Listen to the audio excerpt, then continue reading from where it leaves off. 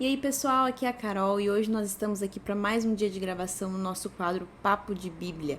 Hoje nós vamos falar do Evangelho de Mateus no capítulo 24. Vamos lá então? Nós estamos já aqui na nossa reta final desse quadro, estamos já no capítulo 24, nós vamos falar hoje no caso, né? Então falta somente 4 capítulos para nós encerrarmos essa série de vídeos aqui sobre o Evangelho de Mateus. Tem sido muito legal aprender junto com vocês, estudar junto com vocês, e eu agradeço a Deus por cada um que tem sido edificado de alguma maneira com esses vídeos e que esses vídeos têm chegado até vocês de alguma forma para edificar a vida de vocês também. Bom, aqui então no capítulo 24 do Evangelho de Mateus vai falar aqui sobre o sinal do fim dos tempos e vai dizer o seguinte: Jesus saiu do templo e enquanto caminhava, seus discípulos aproximaram-se dele para lhe mostrar as construções do templo. Vocês estão vendo tudo isso? Perguntou ele. Eu lhes asseguro que não ficará aqui pedra sobre pedra, todas serão derrubadas. Tendo Jesus se sentado no Monte das Oliveiras, os discípulos dirigiram-se a ele em particular e disseram: Dize-nos quando acontecerão essas coisas e qual será o sinal da tua vinda e do fim dos tempos. Jesus respondeu: Cuidado que ninguém os engane, pois muitos virão em meu nome dizendo: Eu sou o Cristo, e enganarão a muitos. Vocês ouvirão falar de guerras e de rumores de guerras. Mas não tenham medo. É necessário que tais coisas aconteçam, mas ainda não é o fim. Nação se levantará contra nação e reino contra reino. Haverá fomes e terremotos em todos os lugares, e tudo isso será o início das dores.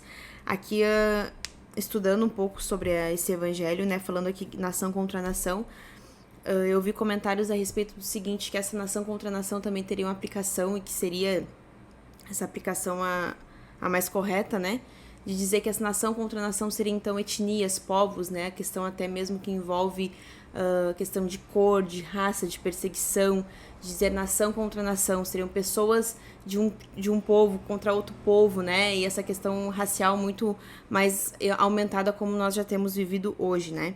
Então, eles o entregarão para serem perseguidos e condenados à morte, vocês serão odiados por todas as nações por minha causa. Naquele tempo, muitos ficarão escandalizados, trairão e odiarão uns aos outros, e numerosos falsos profetas surgirão e enganarão a muitos. Devido ao aumento da maldade, o amor de muitos se esfriará, mas aquele que perseverar até o fim será salvo.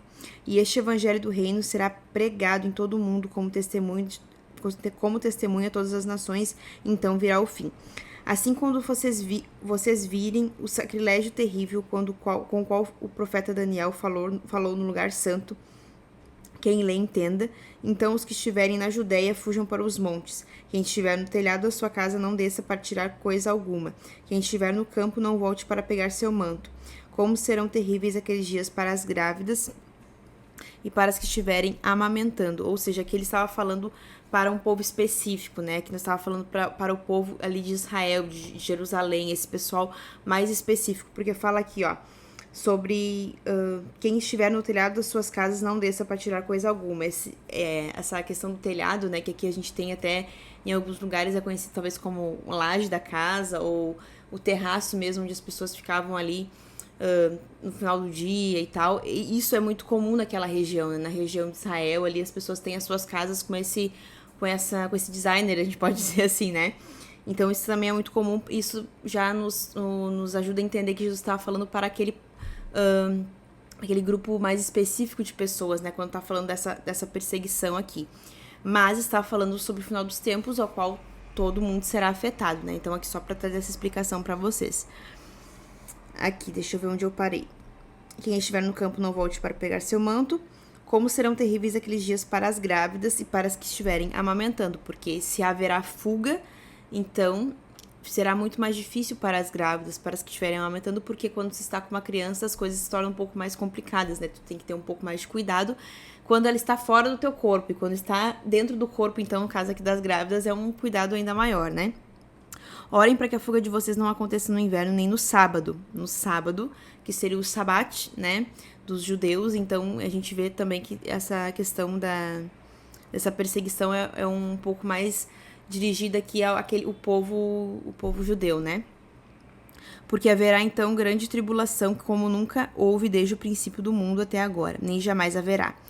Se aqueles dias não fossem abreviados, ninguém sobreviveria.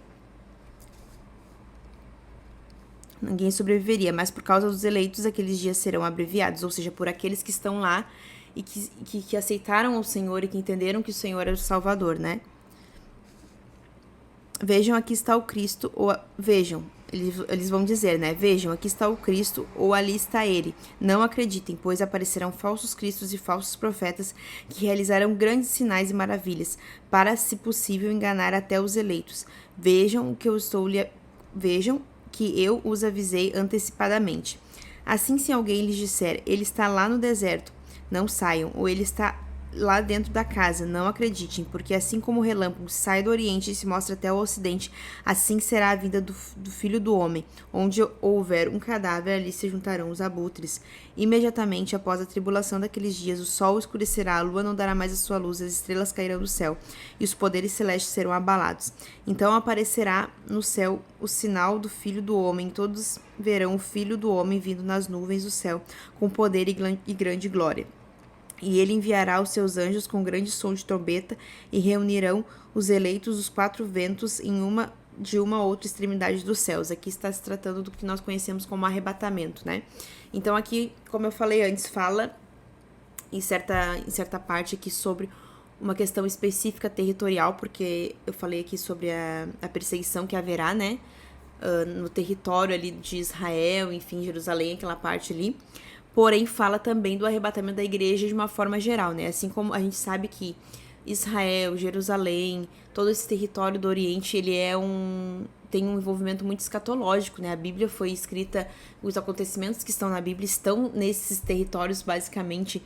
Toda a Bíblia está escrita sobre esses territórios, né? Sobre esse território do Oriente, enfim.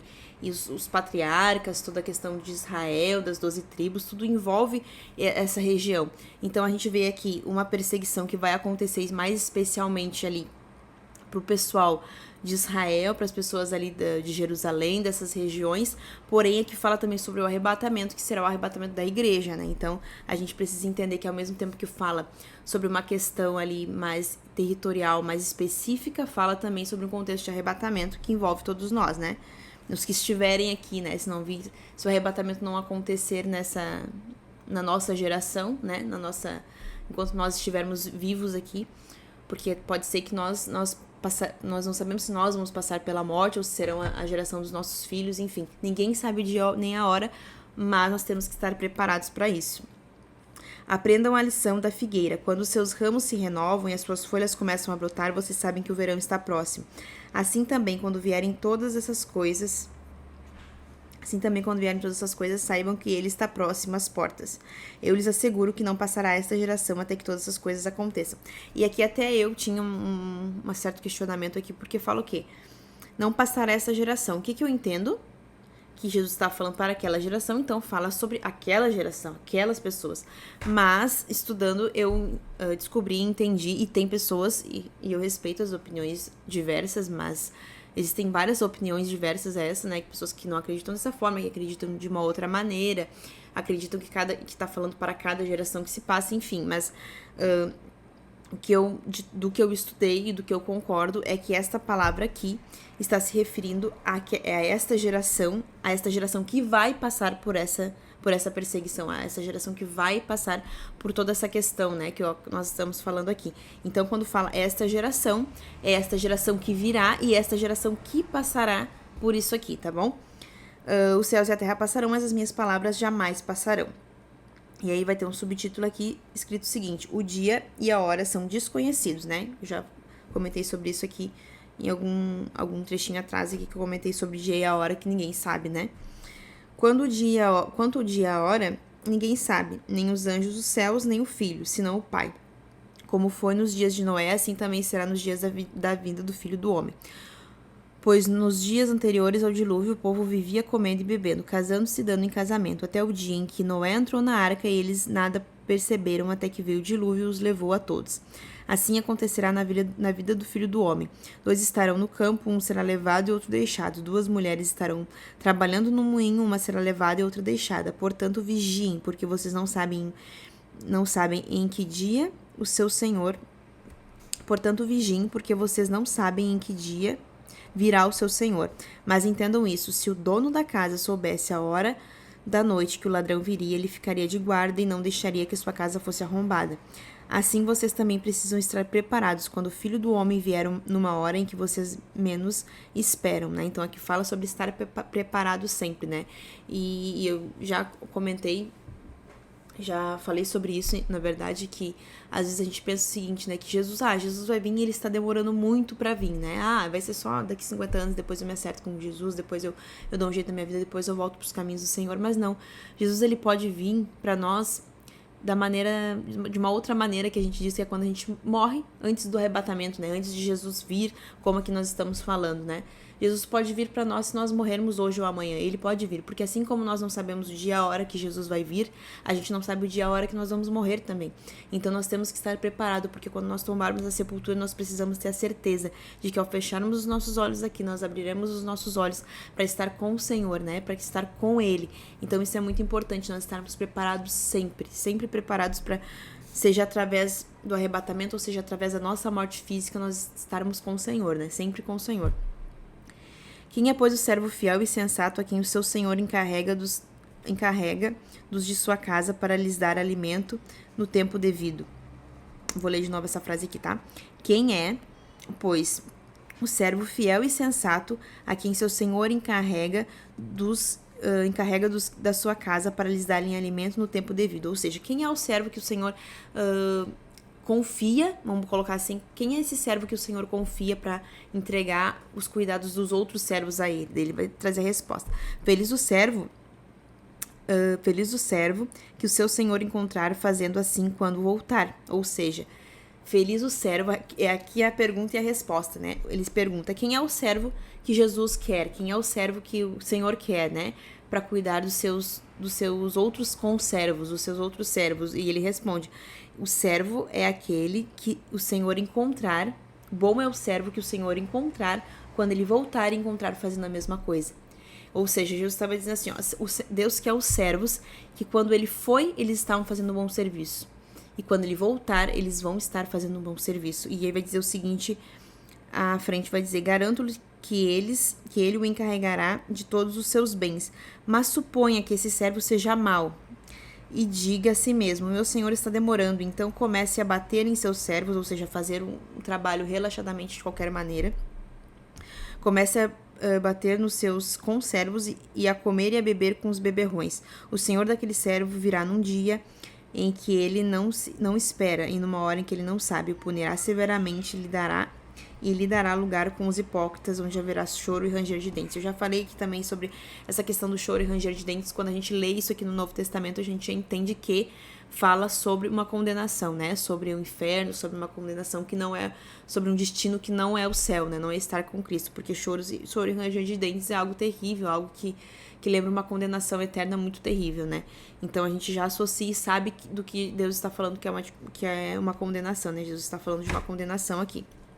Então, o que a gente entende aqui nesse capítulo inteiro? Que o Senhor está falando, sim, sobre o final dos tempos. Ele nos dá várias dicas, né? Várias... tipo assim, abre os nossos olhos para que a gente veja que o Senhor, ele vai vir. Os sinais já começaram. Muitos desses sinais aqui já estão se cumprindo, né? Muitas coisas que foram faladas aqui já estão se cumprindo, né? Aqui, então, então aparecerá no céu o sinal do Filho do Homem. Isso ainda são coisas que não aconteceram, mas algumas coisas que estão aqui já começaram a acontecer de uma forma não tão agressiva, né? A gente vê as guerras, a gente vê os tremores de terra, a gente vê tantos sinais que são os princípios das dores, mas a gente sabe que vai chegar um ponto em que essas coisas vão se agravar, em que Jesus voltará e que o arrebatamento acontecerá e que nós veremos, então, o Senhor manifestar tudo que ele disse que faria na sua palavra. Então a gente vê aqui, né, conhecido também como sermão profético, um trecho escatológico da palavra de Deus.